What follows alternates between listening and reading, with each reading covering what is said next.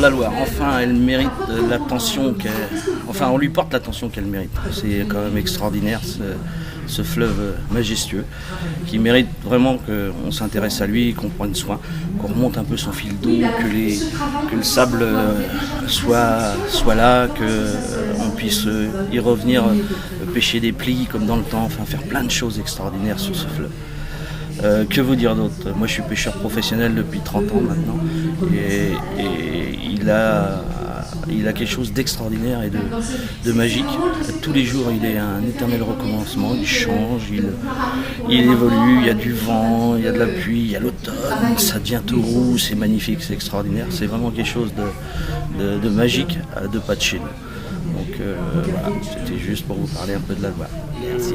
La promenade en bateau sur la Loire, dans le cadre du grand débat sur la Loire, était vraiment le choix idéal permettant aux gens de se rendre compte de tous les enjeux que la Loire pouvait amener à la ville de Nantes, mais surtout à la métropole Nantes-Saint-Nazaire.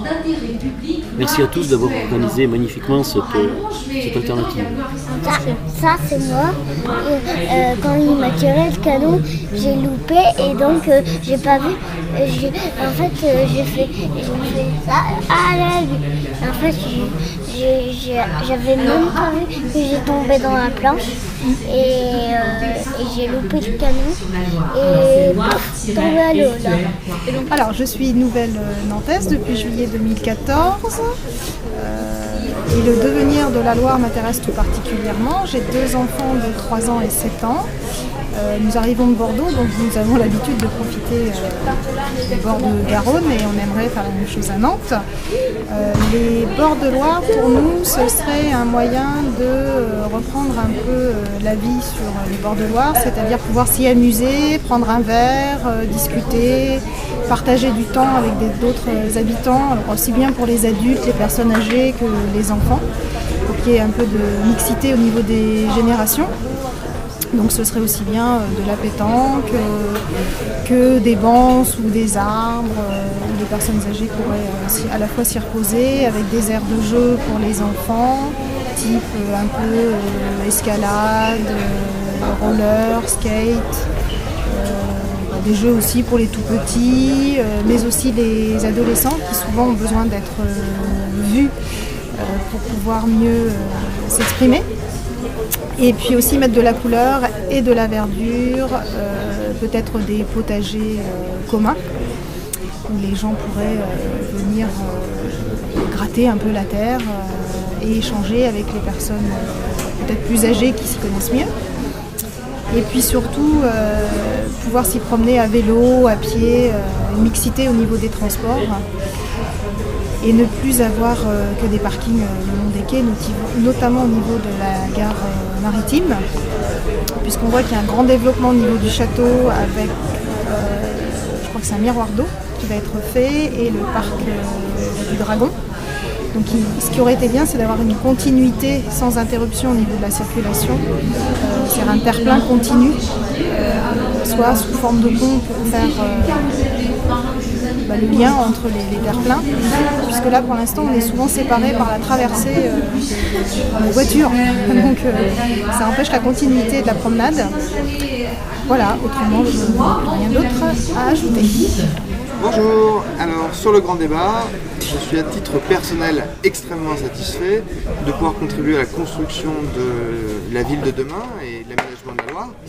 On serait très très content d'avoir comme en Croatie un orgue marin, comme dans la ville de Zadar en Croatie.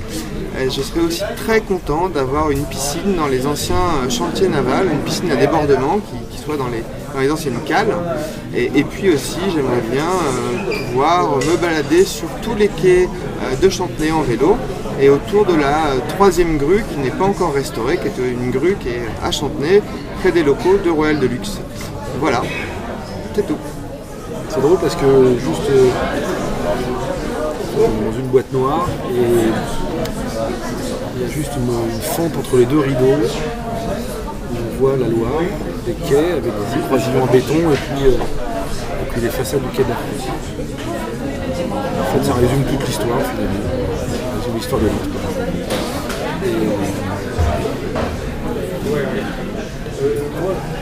la notion du temps est nécessaire à appréhender quand on appréhende un fleuve, et encore plus quand on appréhende un fleuve dans la ville. Le temps, la question du temps, et puis surtout cette question de ce qu'on appelle l'entretemps. Comment réussir à trouver, à donner le temps au temps, dans la manière de faire les choses, dans la manière de les comprendre, dans la manière de les expliquer, et dans la manière de les construire ensemble.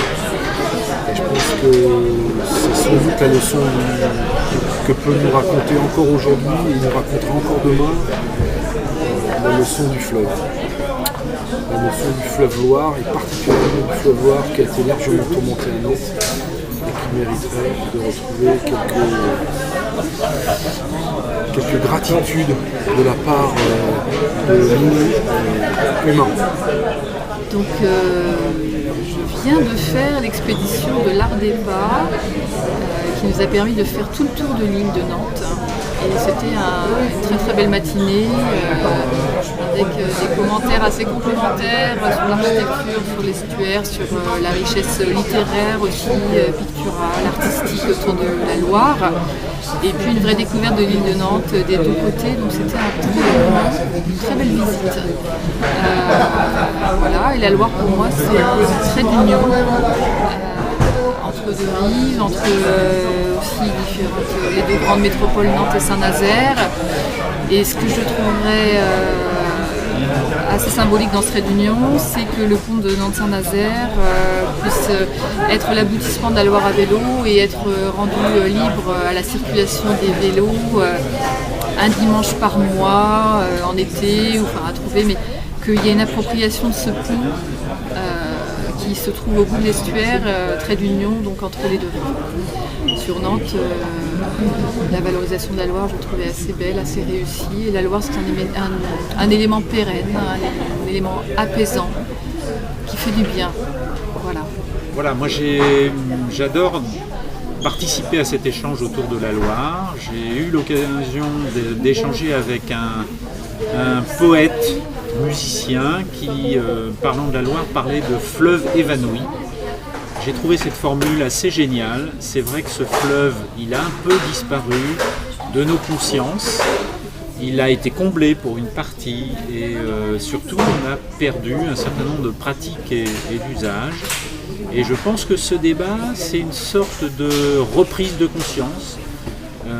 Après s'être évanoui, on reprend conscience du fleuve et germe tout un tas de projets et d'idées qui vont redonner vie au fleuve et qui vont permettre aux habitants de ce territoire de renouer un lien avec ce qui a fondé la métropole et qui va la refonder au XXIe siècle.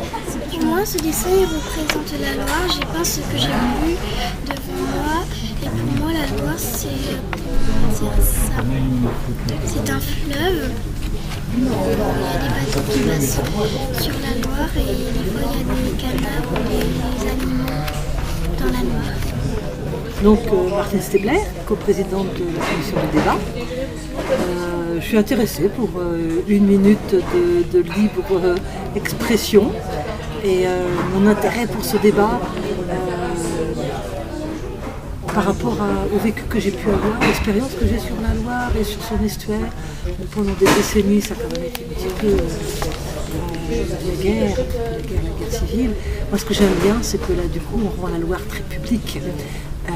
Elle appartient à tous. Elle a toujours appartenu à tous, mais tout le monde n'a pas toujours pu l'exprimer et faire des propositions.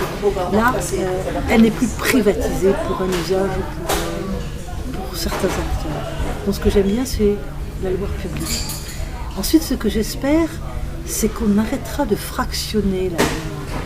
La Loire, elle est unique, ça c'est bien sûr, mais elle est une. Arrêtons de la fractionner en disant la mer, la mer, les rives, la Loire, les affluents, la Loire Loire haut. Non, la Loire, elle ne doit plus être fractionnée, elle doit être vue d'ensemble, l'eau et les rives, bien entendu, que les architectes prennent en compte quand ils construisent sur les rives qui datent de que les navigants prennent compte qu'il y a des rives, quand il y a beaucoup de tillage, beaucoup de courant. Arrêtons de fractionner. Ayons une vue d'avenir d'ensemble. Voilà. Bonjour, donc moi je participe au débat sur l'aménagement de la Loire parce que je passe tous les jours sur un pont, dans un sens et dans un autre. Et du coup, je pense qu'au niveau de la circulation, c'est vrai que c'est pas forcément évident, donc il est nécessaire de trouver des solutions. Alors tout ce qui est transport entre guillemets flottant, ça peut être intéressant.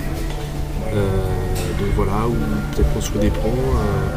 Il y a pas mal de choses sur la table, mais c'est vrai d'avoir des transports peut-être en bateau, des circuits qui traversent toute la Loire, voilà, d'un point à un autre, peut-être pour faciliter la circulation. Ce serait peut-être une bonne idée. Moi j'ai inventé un bateau qui était le maillet frisé, on l'a transformé en maillet zébré. Alors l'idée serait de faire une piscine à vagues sur la Loire qui suit le mouvement de la Loire. Alors l'autre idée serait de faire un aquarium sous-marin pour voir les fonds de la Loire. Alors moi j'envisage la Loire comme un espace ludique où on pourrait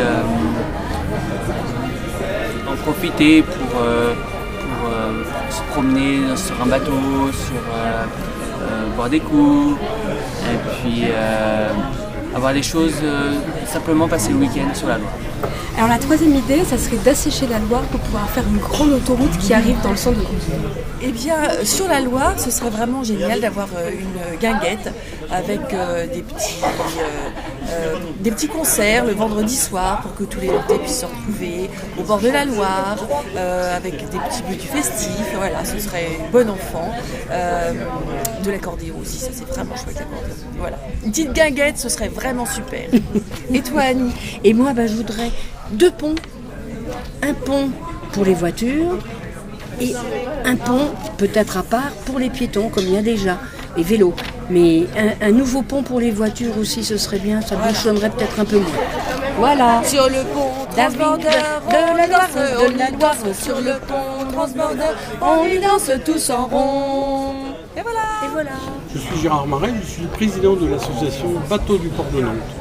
Ce sont les bateaux que beaucoup de Nantais connaissent, c'est l'échalas et le Champenay, au Pio, qui naviguent actuellement à l'occasion de cette journée pour emmener les gens qui le souhaitent faire une petite balade sur la Loire, ou le tour de l'île, ou en amont ou en aval. On a fait des promenades depuis ce matin et les gens sont plutôt satisfaits. Nous, notre préoccupation en tant que navigants, alors on est plutôt sur l'Erdre, mais aujourd'hui on parle de la Loire et ce qui nous importe, c'est effectivement qu'on puisse apponter en Sud-Loire. Il y a actuellement un défaut de ponton et dans le cadre de ce débat, nous l'avons déjà exprimé, il serait important qu'on puisse venir un peu comme aujourd'hui, il y a une occasion un peu exceptionnelle où des pontons s'ouvrent et qui permettent effectivement que nos bateaux, mais d'autres bien entendu, je ne parle pas que pour l'association Bateaux du port de Nantes, que d'autres bateaux puissent accoster pour des promenades, pour des balades, pour les besoins de l'association. Voilà notre demande. Et puis à bord tout à l'heure, il y avait quelqu'un qui disait mais nous on a un bateau moteur quand on vient de Angers. Comment fait-on le plein en Loire pour un bateau à moteur? Eh bien aujourd'hui on ne fait pas le plein. Donc peut-être réfléchir à une station-service pour que les bateaux à moteur ou à voile puissent effectivement se ravitailler en carburant.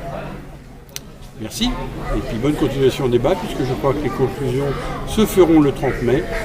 Je souhaite une excellente conclusion à ce grand débat, et puis que l'on puisse sortir concrètement quelques opérations. Merci, au revoir. La Loire est un fleuve qui me passionne.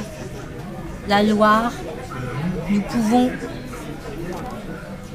faire un circuit à travers divers pays depuis Nantes et divers pays européens.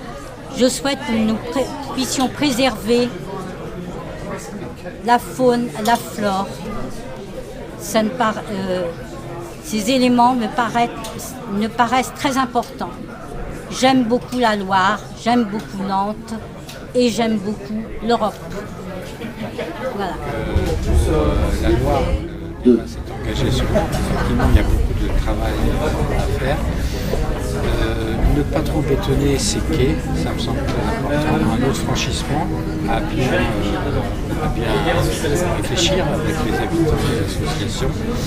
Et puis l'aménagement des quais, parce que là on vient de faire un petit tour du port. Il semble que les quais Wilson n'accueillent plus de bateaux de croisière et pour une ville telle que Nantes, au dynamisme culturel et touristique, il me semblerait important de redynamiser la croisière fluviale, parce qu'il y a d'autres villes moyennes qui accueillent des bateaux de croisière, je crois que Nantes est déjà placé pour le faire. Et puis ne pas faire de ces quais trop d'aménagement, et laisser aussi naturel que possible, tout en sécurisant le plus possible les abords. Voilà. Merci de votre écoute et de votre attention, espérons que mes remarques soient prises en compte. Pour moi, la Loire elle a besoin d'un renouveau, parce que on s'est promené dessus, on a fait des promenades sur la Loire, et maintenant, comme on ne peut plus guère en faire, et s'il y avait un renouveau de la Loire, ce serait très beau, aussi bien pour les bateaux que pour la voile, pour tout. Eh bien bonjour, moi je suis Denis Musard, je suis à la fois un citoyen nantais, pas depuis très longtemps, depuis 6 ans, et en même temps je suis directeur d'une structure, le groupement d'intérêt public Loire-Estuaire, qui s'occupe de l'estuaire de la Loire, plus précisément de la connaissance de l'estuaire de la Loire et de son partage. Donc je tiens à saluer ici l'initiative du grand débat par Nantes Métropole, parce que ça permet de remettre la Loire au cœur des discussions des métropolitains. Ça permet aussi, il y a ma fille qui me regarde et qui m'écoute, ça me trouble, ça permet aussi de partager avec le plus grand nombre les grands enjeux sur ce fleuve. Moi je voulais juste émettre 2 idées, en dehors du fait qu'au GIP Loire-Estuaire on a beaucoup de ressources, beaucoup de connaissances à diffuser sur la Loire. Je voulais faire passer 2 idées qui me tiennent à cœur. La première, c'est que je pense que la Loire et l'estuaire de la Loire c'est un bien commun et qu'on doit plutôt gérer, avoir une approche des politiques publiques en termes de bien commun par rapport à ce territoire très particulier. Ça signifie notamment que, et c'est ma deuxième idée, qu'il faut dépasser la tension entre économie et écologie, et que ce qui est important, c'est d'avoir en tête que l'économie, dans l'estuaire de la Loire, qui est très importante, elle dépend du socle que représente l'écologie. Donc ce n'est pas une tension entre ces deux sphères que seraient l'économie et l'écologie, mais c'est juste que l'économie dépend de l'écologie. Donc préserver l'écologie, c'est un devoir pour qu'on puisse continuer à développer l'économie, et si on la voit comme ça, ça donne une autre façon de débattre du sujet et de mener des politiques publiques dans l'estuaire. Voilà, donc bien commun, et sortir de la tension économie-écologie, et on construira ensemble beaucoup de choses, notamment grâce à la connaissance du GIP Loire-Estuaire et grâce à tous les acteurs qui sont des passionnés, qui sont partie prenante de l'estuaire. Merci. Bonjour, Sarah.